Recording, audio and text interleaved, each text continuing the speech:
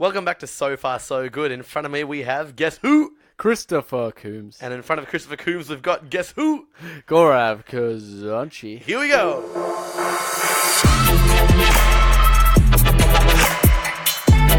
So far, So good. Alright everybody, welcome back to the So Far So Good podcast. I just want to ask you, man, have you seen the jersey I'm wearing? I have. Tell everyone what I've got on. I believe you're wearing Toronto Raptors number 10 ex-player DeMar DeRozan. That's right, DeRozan. He's still a Toronto player in my heart. My favourite player in the game because he was the only player I learned about when I picked the team. So you guys will know from previous podcasts that Gora's favourite team is the Toronto Raptors.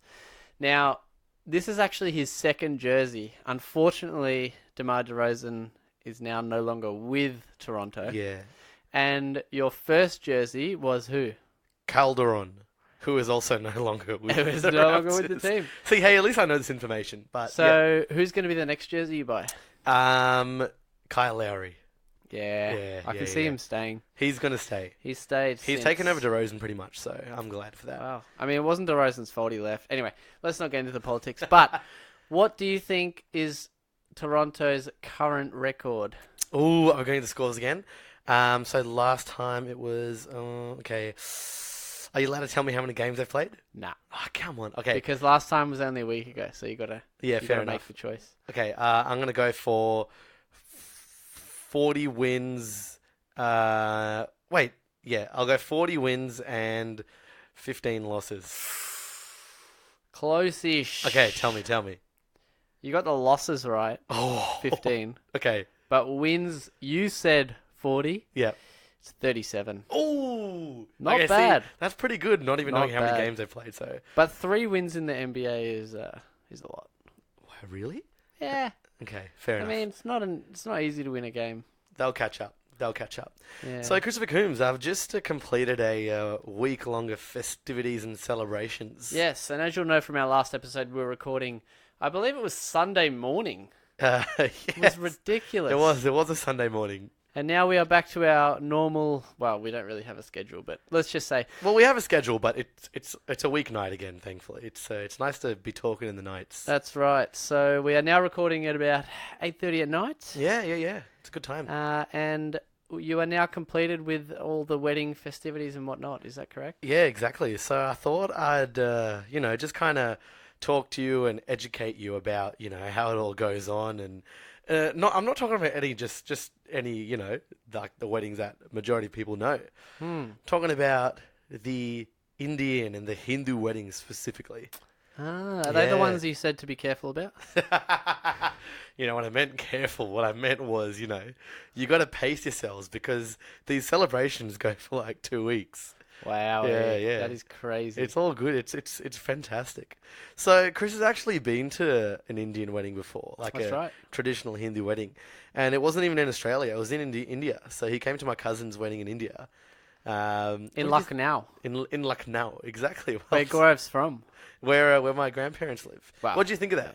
What do you think of the wedding? It's pretty intense, man. Yeah, how hectic. Very intense. It was good, a long right? day. It was a long day. But that one wasn't especially even for a you. full length one. Nah. Right? Oh, yeah. Technically. Because I'm pretty sure that not the first ceremony was like in the morning, but the afternoon ceremony went for about an hour and a half, and that was only a half ceremony, wasn't it? Yeah, so they generally go for a lot longer, but you were lucky to have attended a short one. Because, dude, sometimes they go for a whole day, It just depends which priest you have.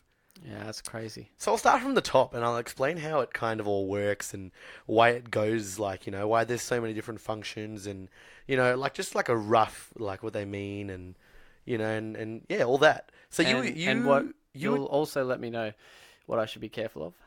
Exactly. I'll tell you exactly what to be careful of. All right. So when you attended my cousin's wedding in India, we squeezed in a lot of the functions in about 2 or 3 days because even her husband was from a different country and, he didn't have enough time there.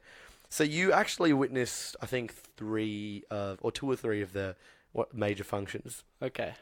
Anyway, like I said before, they go for a week. Just all the different functions together and it's all great fun, all the families there, the friends are there. You're all living together most of the time. So the different ceremonies, there's always this ceremony called the Sangeet.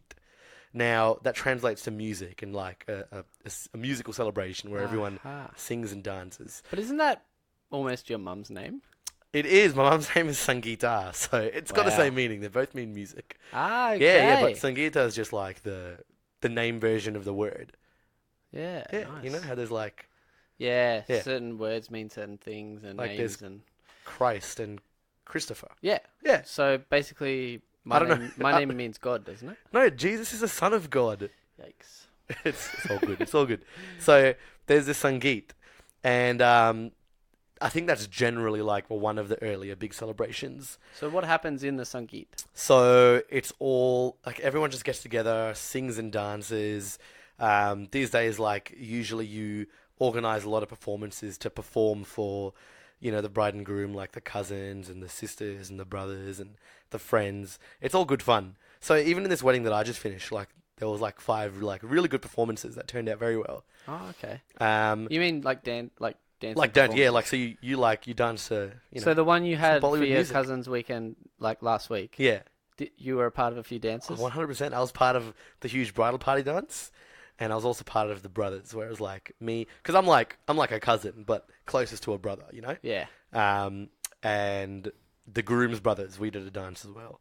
Very Shout out to nice. Andy Bernard.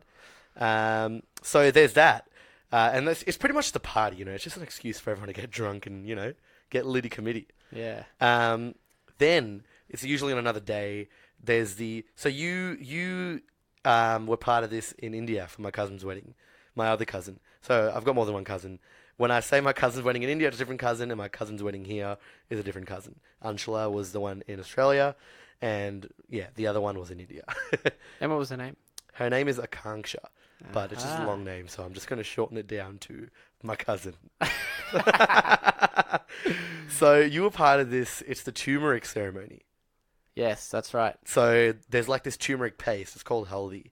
So they put all the family and stuff. They kind of, just put some turmeric paste around the bride, and she ends up putting it like all over her body, and it just gives you like this glow, and it's meant to be good for your skin and stuff. So I remember you were part of that in my cousin's wedding in India. Yeah, definitely. So you were there because we did that in the morning.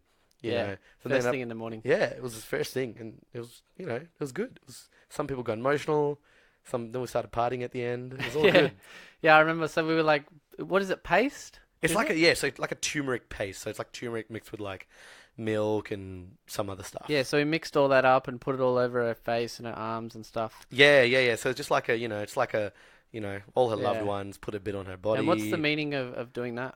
So it's just that's what it is. So it's just you're helping the bride like she's about to come out into this really like nice glow after she showers and whatnot. There's all these other meanings behind it, but that's just like the general gist of it. Ah, okay, yeah. Yeah, so we did that here, but over here we took like advantage of our power, and I was throwing it on their faces, like you're classic. probably not meant to do that. Then there's the henna ceremony. So like mehndi, like henna tattoos. Yep. So they cover like the bride gets this really hectic, intricate designs on both her hands and sometimes her feet, and that's just like that just looks super cool. It's all to fashion up the stuff. Like I'm pretty sure there's symbolic meaning behind it. Not sure what it is though. Yeah, like not 100%. There's all these different interpretations, but it looks super cool. And so it's just like a girls' function.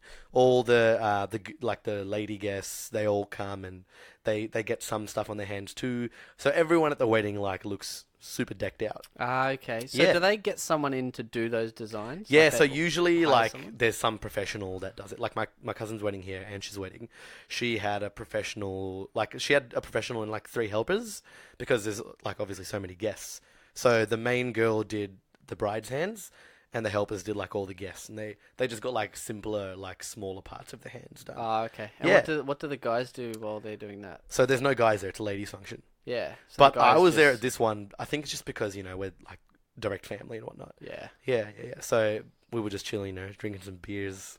Yeah. the Playing some boys. games, eating some lunch, dinner, whatever it was. Solid. Then, so that's the henna ceremony. Then sometimes there's there's these special bangles, and then there's a whole thing with that, like the a certain uncle passes them on, and there's a whole prayer thing around the fire and all that stuff. But we didn't do that here. But you were there for my cousin's one in India. Do you remember that one? Mm. Yeah, so it was in like the hall. Yeah. There was a whole prayer that goes down. Took a little bit of time, but like then everyone puts like a specific jewelry on the bride. Yep. Um, And then in that ceremony, I remember something to do with like you pass around the jewelry, and then if you break it, yeah, so there's these bangles that the bride's wearing, and they have all these dangly bits. So like there's like these big like decked out bangles, and all these like dangly. Think of like tassels, but like it's made of the same sort of metal. yeah, And then she'll go around to each. It's kind of like when you throw the bouquet in like a Catholic wedding. So she goes around to each like single girl, and she'll shake her wrists on top. And then if a piece falls down, it means like she's going to be the next person to get married. Yeah, so I remember they were trying to set that up for my sister. yeah, they managed to set it up. They But I were think making they- her vigorously shake her hands, but still nothing fell down. Yeah, So in the end, they just broke it off and threw it on her. yeah. Yeah, so that obviously didn't work. Yeah. So then, what I was saying about the actual prayers and the actual ceremony, it can take a long time because so before the priest matches the bride and groom, they look at the horoscope, and it's not like the normal newspaper horoscope. It's like this special horoscope where you look at it and it looks like a bunch of diamonds put together with random numbers. But what that is the priest knows how to make it, like, and other astronomers or astrologers, I think it's astrology, know how to make those horoscopes where you will line up the stars according to your birthday, and the positioning of the moon and stuff. Anyway, so the priest looks at that and matches it and tries to see the best date and the best time, like for the most auspicious time for the actual ceremonies to go down. The actual like reading through the prayers and whatnot in the actual ceremony can take like several hours. Yeah, But wow. a lot of times these days it's just shortened to like 1 or 2, and they just get through the main stuff first. So how long did it go for in the one last week? So that was actually only a couple of hours, like of main Still a actual couple of hours. prayer stuff. Yeah. Yeah, wow. But it was broken up, so it wasn't like 2 hours straight. It was like all broken up. So it starts with usually the guests are already inside the venue. So and the where you do the prayer, it's under this like the altar. It's called a mandap. So everyone's already inside the venue at this point, and then the groom makes his entrance with his side. It's called the barat. So he comes in with all his guests, his family, like his people. He walks in, and then he gets greeted by the parents of the bride, and they do a little quick prayer, and then he enters. And then the bride makes an entrance. So it's usually the brothers and like the bride's sisters that walk out with the bride, and she makes this like glorious entrance, and the groom can't see her yet. So like he's facing the other way, or there's a cloth that's covering his face. In the one last week, there was a cloth that was covering his face. Yeah. So then the bride walks in. So I was there because like I'm her like cousin. So I'm walking in with her, like holding this like sheet above her head, and she makes this like really nice glamorous entrance. Then there's a sheet in front, so he can't see the bride yet. He hasn't seen her all day. And then the priest says some stuff, does some sort of prayer, and then we remove the sheet, and they like see each other and they greet each other like almost as husband and wife. Wow. Then there's like an auspicious time, like you have to do it within this time bracket where there's these garlands, like the like big necklaces made of flowers, the garlands. Yeah. Yeah. So they have one each, and they have to like put it around each other's neck. So the groom puts it around the bride's neck, and the bride puts it around the groom's neck.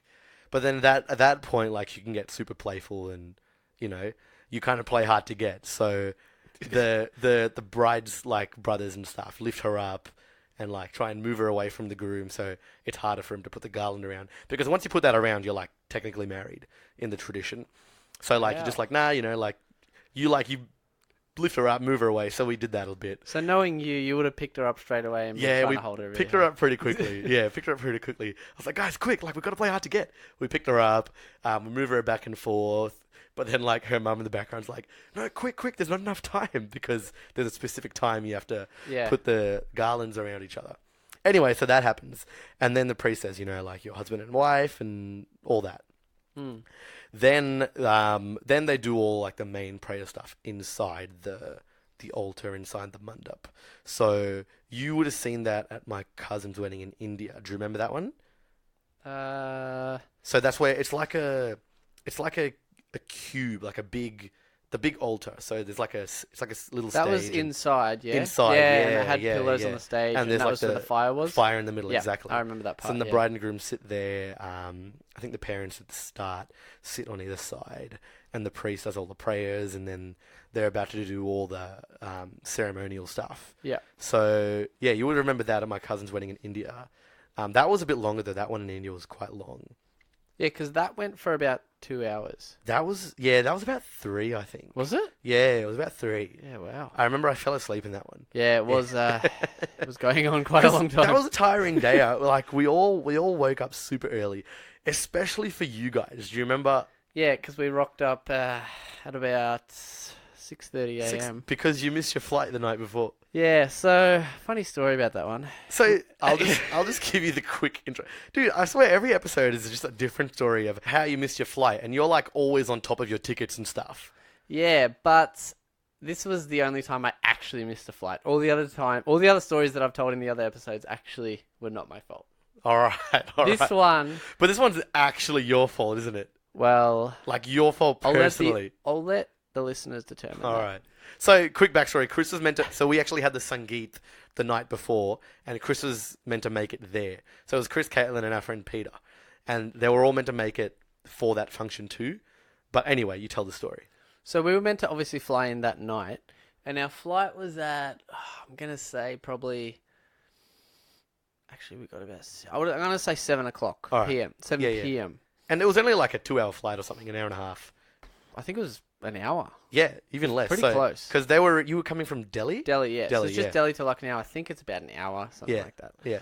But anyway, we were checking out of our accommodation in Delhi, and we had so much time to spare. We're just chilling in the lobby. We're like, we'll just sit down on the couches for a bit, and then we'll head to the airport. It got to about, 3:30, 4 o'clock, and we were like, we'll just go to the airport, and then whatever happens, we'll just get there early and chill at the airport. Yeah. So we get in an Uber, because we were using Uber in India at the time because there was money problems and whatnot. Yeah. Oh, that's when... Yeah. So while Chris and I were in India, that's when the whole... you had to hand in your 500 and 1,000 rupee notes because they were doing that whole money change. They got trying to get rid of all the black money, which was so annoying because it was smack bang in the middle of our trip there.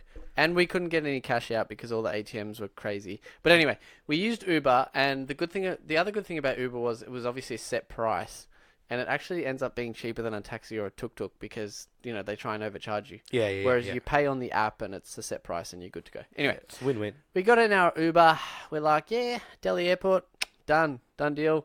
We're on the way to the airport. I've got the tickets and all that, no problems. And then Caitlin's like, what terminal are we going to? And I'm like, nah, don't worry. We'll just go to the airport. We'll figure it out. It'll all be like around the same, all in the same building and whatnot. Yeah. So we're going. There's quite a bit of traffic.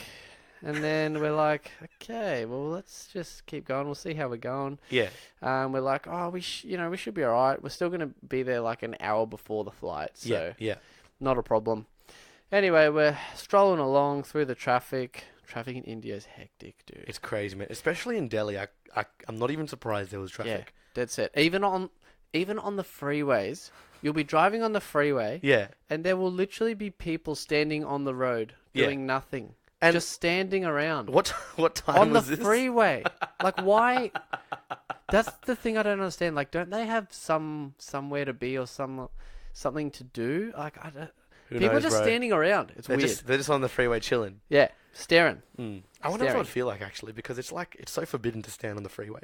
Yeah. I mean, it might not be, it might be highway, whatever, but just just standing around. But anyway, traffic's crazy, Anyway, we're like getting to the airport. We're on Google Maps and all that. We're like, we'll be there an hour before the flight. We're like, sweet. Wait, and how far was your hotel to the airport again? Oh, like 45 minutes. Okay, maybe? yeah.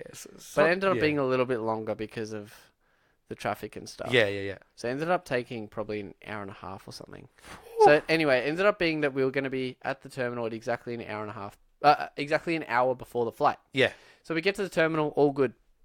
Now, in the airports in India, you can't walk inside the terminal or inside the building without a printed ticket. Yeah, that's actually a few countries in So Asia, weird. I've realised, yeah. Yeah, so weird. Yeah. Because for us, we're like, oh, don't print the ticket. You know, we've got it on our phone, or we'll just tell them our name and go. Yeah. But yeah, so if you're traveling in India, print your tickets. Yeah, just print I'm them telling you. all and yeah. So we walk up to the door to get in.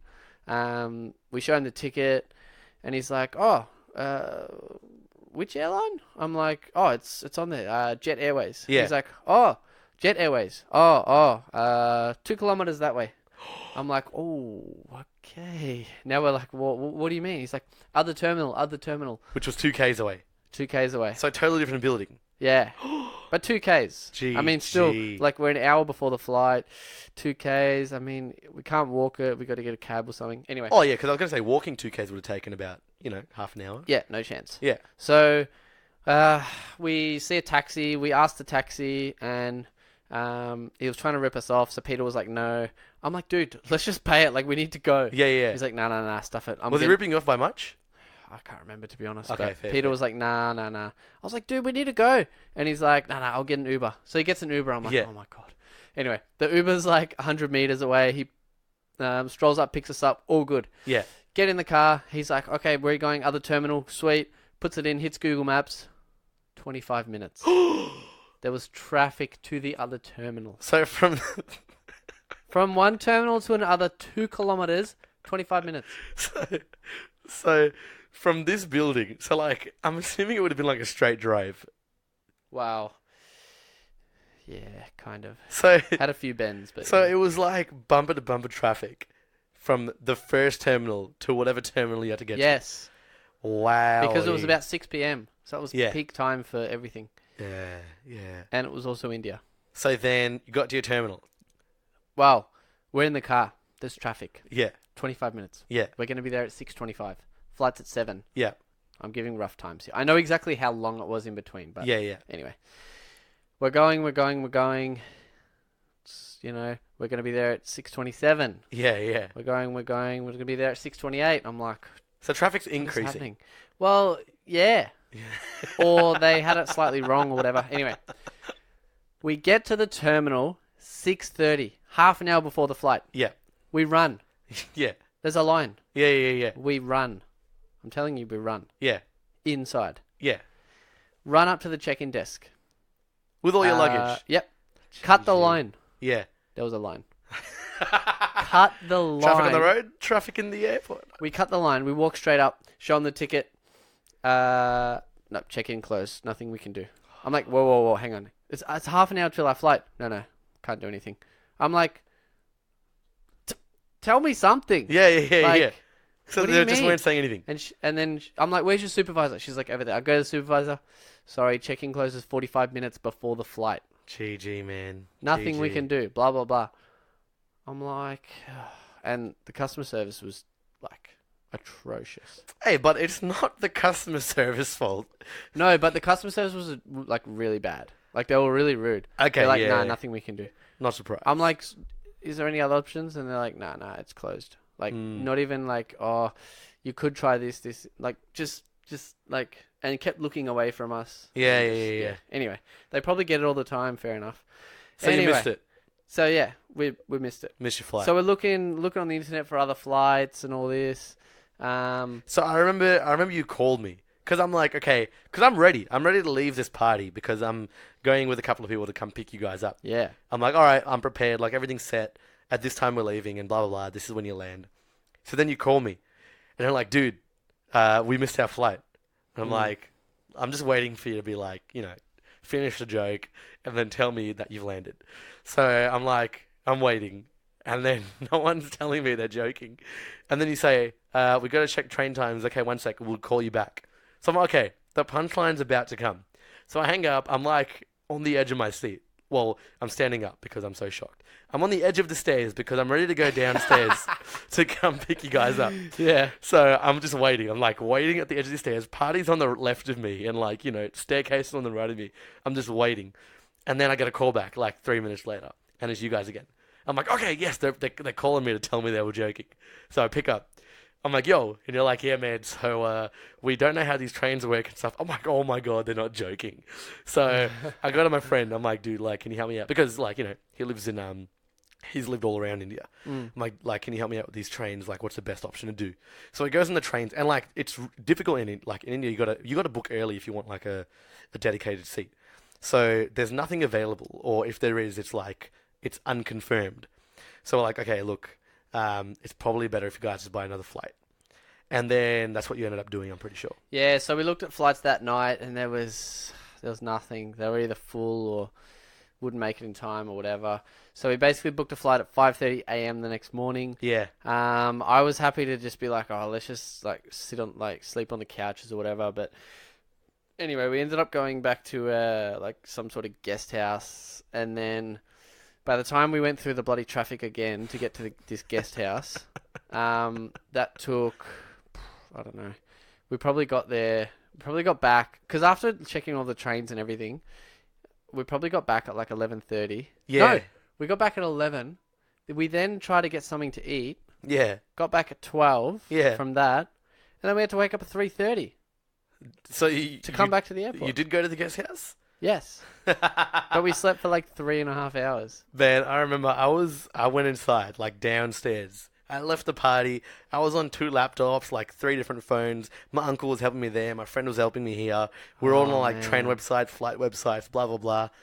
I'm glad you ended up going with, the safe flight. Yeah. I mean, look, to be honest, it only cost $100 each for a new flight. Yeah. Like last minute. Literally like 10 hours before the flight. That's not bad. Yeah. At Not least bad it's a at good all. story to tell. Yeah, it's a great story. But you missed like the epic party, the one that I was going on about. On the Sangeet. rooftop, yeah? Yeah. Yeah. It was epic. Sad Man, times. you know when so I was there, because this was just held at the house, like big house, 3-story house. It's on the top rooftop. So during the whole day we were setting it up. I'm helping like the guys, because they set up the big marquees, like big fancy couches, all these chairs and all that. So we had to get everything onto the roof. So what do? Some epic engineering. We made like a makeshift crane out of ropes. Yeah. And we tied it to the railings of the roof and just like hoisted everything on top. Oh, that's so cool. So then we had to get this massive like fancy couch, is like as fancy as, what would be in a kingdom. Like huge fancy couches. And like, okay, this is going to be the worst thing to get up, even with these epic makeshift cranes. So they tie the rope from the roof railing onto the chair at the bottom. Yeah. And then they start hoisting it. But I'm like, whoa, wait, stop, because it's going to grind against the wall and the whole couch is going to be ruined. So I'm like, wait, stop. Like you're going to ruin the couch if you keep legit. hoisting up the couch. So I'm like, okay, wait, I gotta think more about the engineering of this hoist. So I'm like, I know what to do. So I tied another really long rope. So I'm at the very bottom, outside on the ground.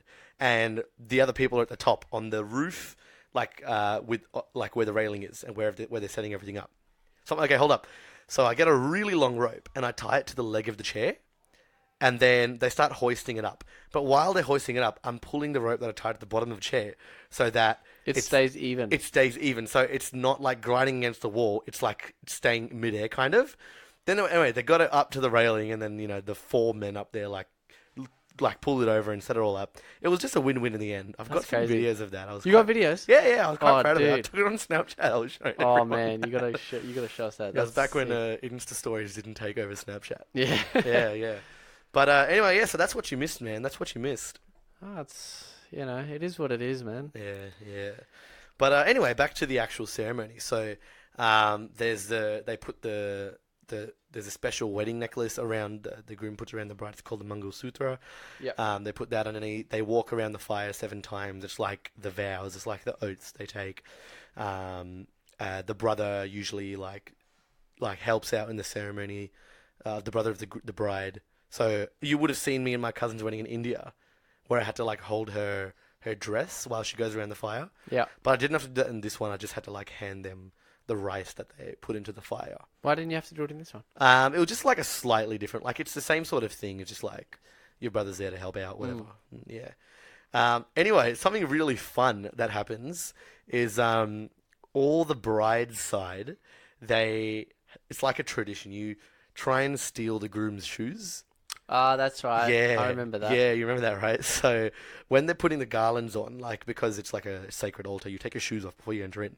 So his shoes are already off at this point, and that's when it's like it's meant to be all the bride's side, the sisters, the single sisters, single family, and all the friends, and they have to steal the shoes. And the guy's side is meant to protect the shoes, so they have to stop it from getting stolen.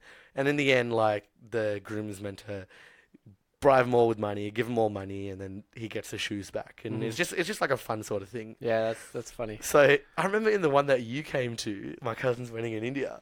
So the groom's family, they brought a backpack with them.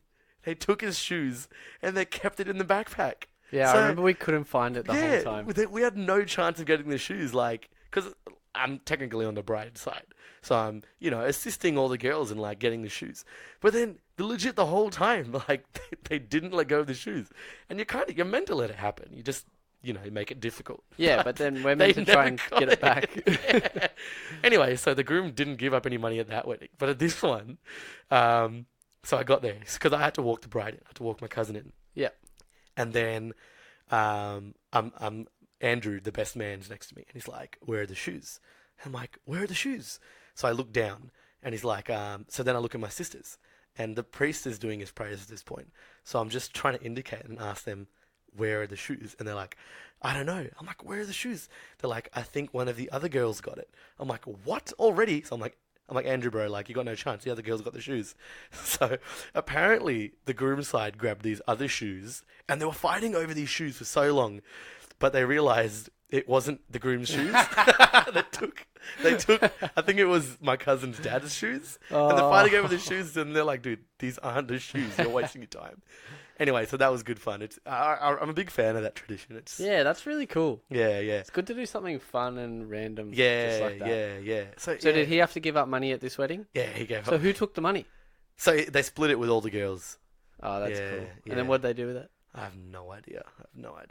I remember Jen went to like a Hindu wedding, and when the groom gave money for the shoes, they just like split it between like snacks and drinks for that night. Oh, that's later cool. on. So yeah, that's good. So you can pretty much do whatever you want. It's all about splitting it throughout the family and making the tradition roll on. Exactly. Like it's always good fun, man. I remember even you wore traditional outfits when you came to the wedding. Yeah, it was awesome. They're super comfy, aren't they? Yeah. So it's called a kurta, and it's like a really long upper piece, like a body piece, and then you wear these like super cool pants and these super cool like genie shoes. And then if you're like, sometimes you wear the turban styled hats. I remember I had that. So. Yeah, if you guys want to see that, we're going to be posting some photos on our Instagram story, so you'll only have 24 hours to see it. Yeah, check it out. We're on a So Far So Good podcast on Instagram. So you'll have to wait. When this episode is live, it's coming during that week. It's coming during and we're not going to let you know when. Wait, how are they going to know? Actually, no, they'll know. All our followers will know. Exactly. You just got to stay updated. That's right. But it's always good. People always come and be like, "Oh my God, like Indian weddings, they're so colourful. All the they're spices." fun. That's the good thing about it. Yeah, they're good fun, man. In the wedding last week, there was like 2 weddings. They had a Hindu and a Catholic one, so that was awesome. I'm a huge fan of it going for a whole week. The festivities just never end. It's just yeah. And isn't there like some homecoming at the end? So in my cousin's one, there was one because so the groom's half Indian, half Nigerian.